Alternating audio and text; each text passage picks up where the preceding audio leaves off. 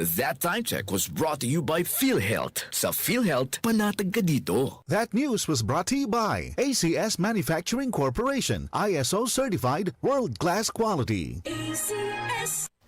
Malasakit, likas sa puso ng Pilipino, sa ngiti o luha, handang magbigay ng aruga sa oras ng pangangailangan. Nagbibigay ng lunas, nagtatanim ng pag-asa at pagmamahal.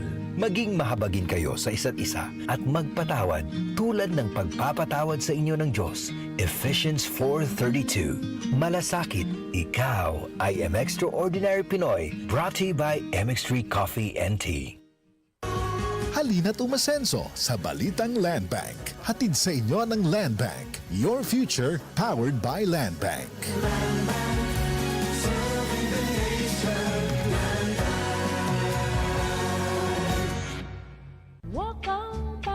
One last time, spend an unforgettable evening. Six-time Grammy winner and legendary music icon, Dionne Warwick, together with a full five-piece live band.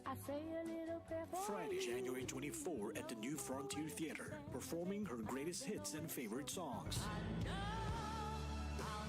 Tickets now on sale at ticketnet.com.ph and Ticketnet outlets. Dionne Warwick, One Last Time, presented by Will Bros Live. Ang African Swine Fever o ASF ay lubhang nakahahawa at nakamamatay sa mga baboy. Malaki ang epekto nito sa food safety at ekonomiya. Mahigpit na ipatupad ang biosecurity, maglinis at mag-disinfect. Mag-report agad sa lokal na pamahalaan kung magkasakit o mamatay ang alagang baboy. Bisitahin ang National ASF Prevention and Control Program o NASFPCP Facebook page para sa karagdagang impormasyon. Let's be aware, be secure, be ASF free. Sunflower Plus Coffee Mix. Ako si Lizette, isa akong diabetic patient, kaya medyo maraming bawal. Isa na dito ang kape, pero hindi ang Sunflower Plus Coffee Mix. Kakaiba to dahil ito ay may soya, lunggay at santol na maganda sa kalusugan. Sunflower Plus Coffee Mix. Kape na, gamot pa. Mabibili sa mga butika. Tayo na sa EO. Tayo'y magpatingin. Tayo na sa EO.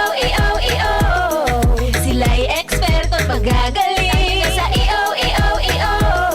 Inyong mata ay mahalin. EO Executive Optical, ang practical.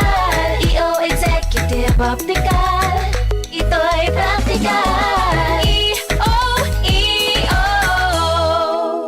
For expert eye care, come to EO Executive Optical. EO Executive Optical. Love your eyes.